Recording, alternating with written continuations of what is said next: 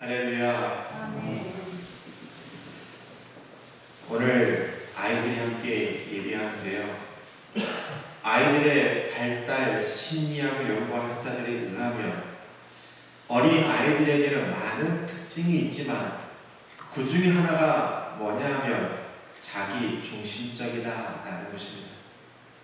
이 말은 뭐냐면 어린 아이들은 자기밖에 모른다라는 것입니다. 그래서 손에 물건이 잡히면 그 물건을 절대로 놓지 않습니다. 그뿐만 아니라 손에 잡히는 것이 있으면 그것을 입에다가 가져가는 것입니다. 이것이 아이들이 가지고 있는 특징입니다. 아이들에게 있어서 엄마라는 존재는 나를 낳아준 분이다, 나를 길러주는 분이다 라고 생각하지 않습니다. 아이들에게 있어서, 특별히 영유아에게 있어서 엄마라는 존재는 단순히 나에게 젖을 먹여주는 사람이지 그 이상도 그 이하도 아니다라는 것입니다. 그런데요, 아이가 조금 크면 달라집니다. 자기만 생각했던 것에서 벗어나서 다른 사람을 생각하게 됩니다.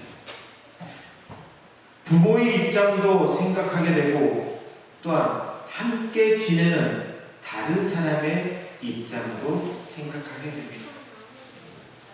자신의 모든 것의 중심이라고 생각했던 것에서 벗어나 이제 더불어 사는 존재라는 것을 깨닫게 되는 것입니다. 부모가 나를 위해 있는 것이 아니라 내가 부모를 섬기고 부모에게 효도해야 하는 존재임을 깨닫게 되는 것입니다. 이러한 변화를 가리켜 우리는 성숙했다라고 말을 하기도 하고 철들었다라고 말을 하기도 합니다. 우리 주변을 돌아보면 철이 들 나이가 되었는데도 불구하고 철이 들지 않는 사람들이 있을 것입니다. 부모를 생각할 나이가 되었음에도 불구하고 주변을 생각할 나이가 되었음에도 불구하고 자기 중심적인 사람이 있다라는 것입니다. 우리는 이런 사람들을 가리켜 미숙한 사람이다라고 부릅니다. 사람은 나이에 걸맞게 성숙해 가야 합니다. 나이가 들은 만큼 성숙해 가야 하는 것입니다.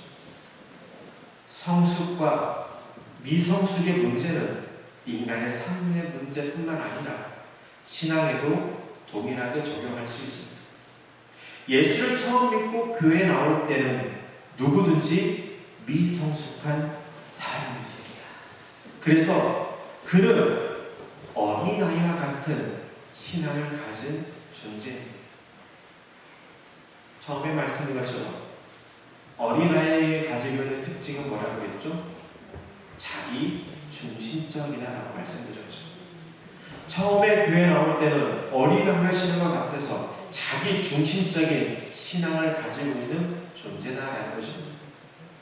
기도할 때도 하나님께 달라고만 기도합니다.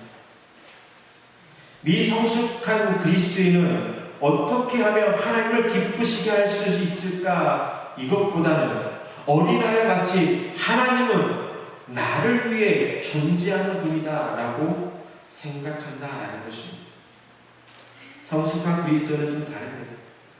자기 중심적인 신앙이 아니라 하나님 중심적인 신앙을 갖게 되는 것입니다.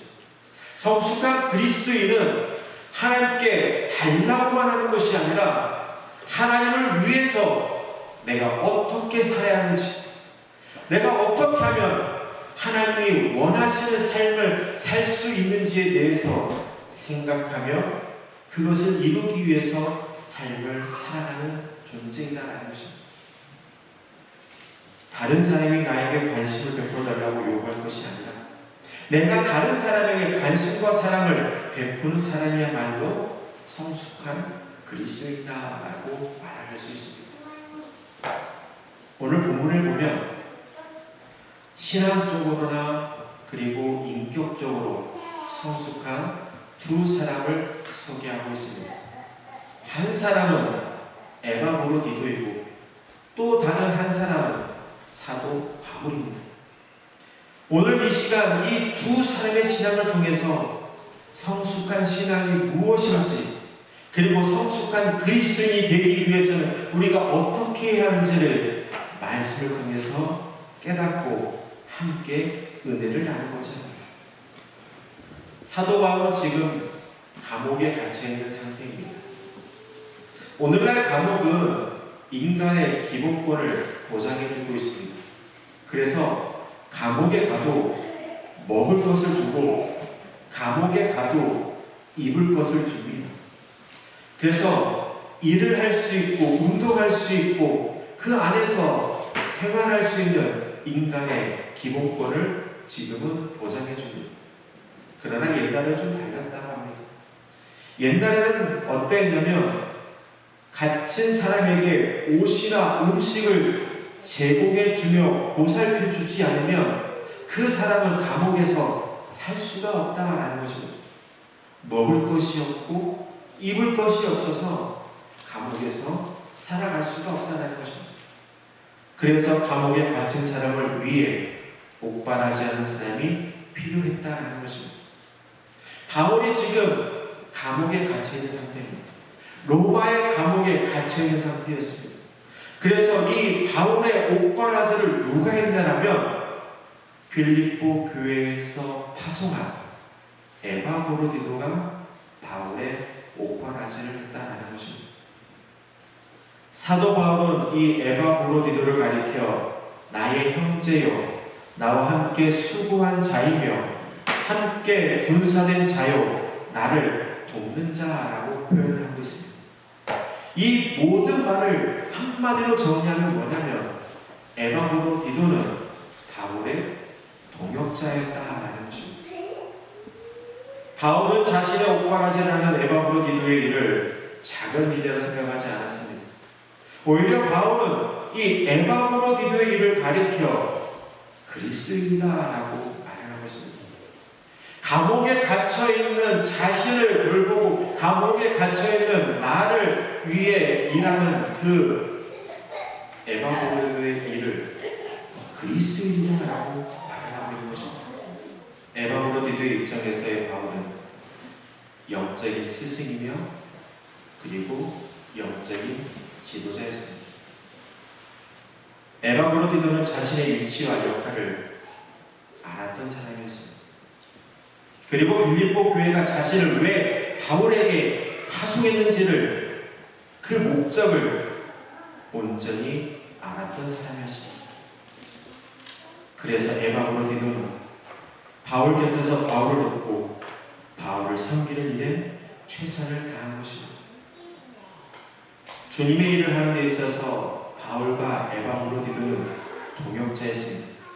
하지만 그들의 역할은 달랐습니다. 에바브로디도의 사명은 바울을 돕는 것이었습니다.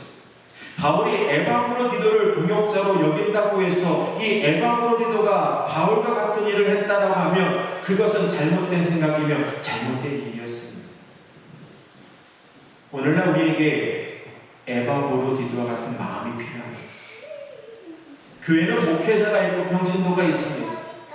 목회자와 평신도의 관계는 동역자의 관계입니다. 하나님 나라의 확장을 위해서 서로를 돕고 협력하는 동역자의 관계가 목회자와 평신도의 관계입니다.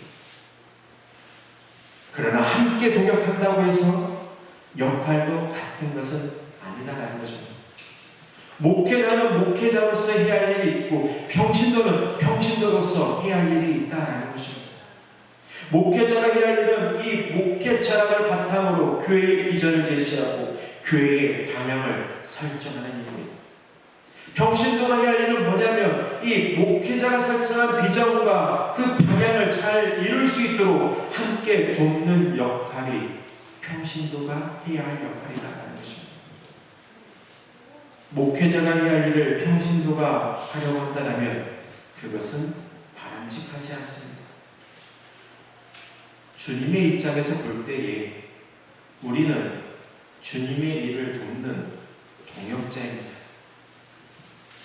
자신의 위치와 역할을 잘 알고 행하는 사람의 말로 오늘 본문에서 말하는 성숙한 그리스도인입니다. 이 원리를 잘 알지 못하고 모든 일에 간섭하고 나서는 사람은요, 미성숙한 그리스도인이다라고 말할 수 있습니다.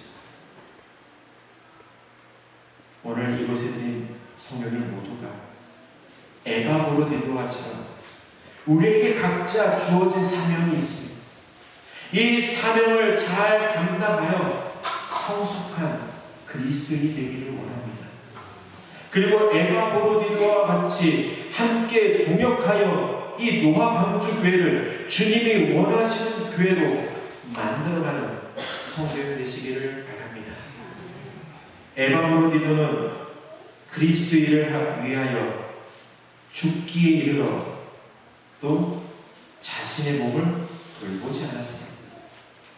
에바브로디도는 자신이 몸이 연약하고 지금 죽음의 직전에 있음에도 불구하고 그가 해야 할 일, 바울을 돌보는 일을 멈추지 않았다는 것입니다. 왜 그가 자신이 지금 몸이 안 좋고 죽음에 임박한 상황에도 불구하고 바울을 돕는 일에 멈추지 않았던 이유는 뭐냐면 그것이 자신을 향한 하나님의 나를 향한 사명이라고 생각했기 때문입니다. 주님이 나에게 주신 일, 주님이 나에게 주신 일이 바울을 돕는 일이기에 에바브로디도는 죽음이 눈앞에 있음에도 불구하고 그 일을 멈추지 않았다는 것입니다. 에바브로디도는 감옥에 갇힌 바울의 옥바라지를 하다가 죽을 병에 들었습니다. 그래도 에바브로디도는 바울의 옥바라지를 멈추지 않았습니다. 오늘 바울의 옥바라지를 그가 멈추지 않았던 것. 바울은 에바브로디도를 가리켜 그리스도의 일을 하기 위하여 죽기에 이르러서도 자기의 목숨을 돌보지 아니었다라고 말하고 있습니다. 얼마 전에 저에게 이런 감사의 고백이 있었습니다. 불과 며칠 전이었습니다. 우리 교회들을 보면서 참 감사합니다라고 하나님께 영광을 드렸습니다. 저의 고백입니다. 하나님, 부족한 저에게 에바브로디도와 같은 성도님이 있다는 것이 너무나도 행복합니다. 주님 감사합니다. 주님, 브리스길라 아굴라와 같은 성도님들을 협력자로 세워주셔서 감사합니다. 자신의 일보다 교회를 위해서, 자신의 일보다 목회자를 위해서 수고하고 애쓰는 성도님들을 바라보면서 저는 이런 고백을 했습니다. 나는 참 행복한 목회자다. 예수 그리스도를 믿는 우리는 주님의 마음을 헤아릴 줄 알아야 합니다. 아이가 성숙할 때 먼저 나타나는 특징은 부모의 마음을 헤아릴 줄 아는 것입니다. 오늘 우리는 성숙한 그리스도인처럼 주님의 마음을 헤아릴 줄 알아야 하는 것입니다. 주님이 나를 향해 원하시는 것이 무엇인지, 주님이 나를 통해서 이루고자 하는 것이 무엇인지를 우리는 알아야 한다는 것입니다. 어린아이 같이 주님, 나에게 이런 문제가 있습니다. 주님, 이거 주세요, 저거 주세요. 이것이 아니라 주님께서 나를 통해서 이루고자 하는 것이 무엇인지 주님 알려주옵소서. 내가 그 일을 감당하겠습니다. 말씀을 정리해 보겠습니다. 에바브로디도는 자신의 위치와 역할을 잘 알고 자신의 주어진 사명을 온전히 감당한 사람이었습니다. 사도 바울이 자신을 동역자라고 말을 한다고 해서 에바브로디도는 자신의 해야 할 일과 바울이 해야 할 일을 구별할 줄 알았던 사람이었습니다. 그리고 자신에게 주어진 사명을 위해서 자신의 목숨을 돌보지 않았던 사람이었습니다. 그래서 사도 바울은 그런 에바브로디도의 믿음을 인정해주고 그리고 함께하는 동역자다라고 말하고 있는 것입니다. 저와 성도들의 관계가 바울과 에바브로디와 같은 관계가 되길 원합니다. 바울과 브리스길라, 아굴라 부부와 같은 그런 관계가 되기를 원합니다. 그래서 저와 성도님들 관계가 오늘 바울과 에바브로디와 같은 관계가 되어서 이 노아 방주 교회를 하나님이 원하시는 교회, 하나님을 기쁘시게 하는 교회, 하나님의 사명을 감당하는 교회로 만들어 가시기 바라겠습니다. 그것이 주님이 원하시는 곳이고, 그것이 성도님들이 해야 할 역할이고, 또한 제가 해야 할 역할입니다. 이제 우리는 어린아이와 신앙에서 벗어나 성숙한 그리스도인이 되어서 자녀가 부모의 마음을 헤아리고, 자녀가 부모를 돌보고 부모의 뜻을 알아가듯이 오늘 우리가 성숙한 그리스도인이 되어서 주님이 원하시는 것이 무엇인지 깨닫고, 그리고 그 일을 이루기 위해서 최선을 다할 수 있는 우리 모두가 되었으면 좋겠습니다. 그럴 때만이 하나님이 우리에게 은혜를 베풀어 주시고, 그리고 하나님의 우리를 향하여 이렇게 말씀하실 것입니다. 착하고 충성된 종이다라고 말해 주실 것입니다. 오늘 그 일을 위해서 함께 저와 성도들이 협력하여 이 노아 방주 교회를 하나님이 원하시는 교회, 하나님의 일을 이루어드리는 교회를 만들어갈 수 있기를 주님의 이름으로 간절히 축원합니다.